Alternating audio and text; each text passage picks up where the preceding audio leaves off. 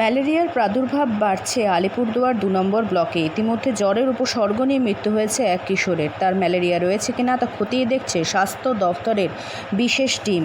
বর্তমানে এই ব্লকে ম্যালেরিয়া আক্রান্তের সংখ্যা ৫০ জন বলে জানা গিয়েছে। মারা গেছে এই মুহূর্তে। আজকে তো আপনাদের স্বাস্থ্য দপ্তরের কর্মকর্তারা গিয়েছিলেন। আমাদের ব্লকের থেকেও লোকেরা গিয়েছিল।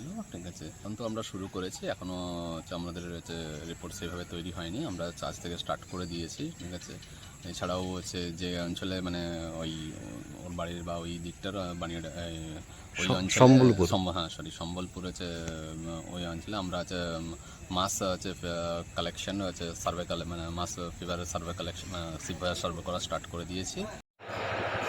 এই পরিস্থিতিতে কপালে চিন্তার ভাঁজ স্বাস্থ্যকর্তাদের। বৃষ্টি শুরু হতেই ম্যালেরিয়া মশার উপদ্রব বেড়েছে এই এলাকায়। ম্যালেরিয়াও দেখা যাচ্ছে এলাকাবাসীদের মধ্যে। দুদিন আগে জ্বরের উপসর্গ নিয়ে মৃত্যু হয়েছে এক কিশোরের। তার নাম লক্ষ্মীরাম মুর্মু।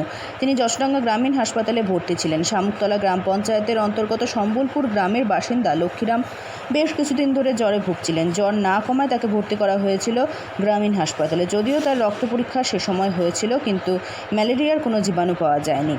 এদিকে জ্বর নিয়ে মৃত্যু হয়েছে ওই কিশোরের। বিষয়টি জেলা স্বাস্থ্য দপ্তরেও জানানো হয়েছে। জেলা ও রাজ্যের টিম রয়েছে এই এলাকায়। বিশেষ করে শামুকতলা এলাকায় চলছে সচেতনতার কাজ। এই বিষয়ে আলিপুরদুয়ার ২ নম্বর ব্লকের মুখ্য স্বাস্থ্য আধিকারিক অর্ণব কুমার বিষয়ী জানান, মৃত ওই ছেলেটির রক্তের নমুনা ফের নেওয়া হয়েছে, পরীক্ষাগারে পাঠানো হয়েছে। স্বাস্থ্যকর্মীদের বলা হয়েছে প্রতিটি বাড়িতে যেতে। রাজ্য স্বাস্থ্য দপ্তরের বিশেষ টিম এলাকা পরিদর্শন করছে। জানা গিয়েছে, শামুকতলা এলাকার প্রতিটি বাড়ি থেকে রক্তের নমুনা সংগ্রহ করা হবে।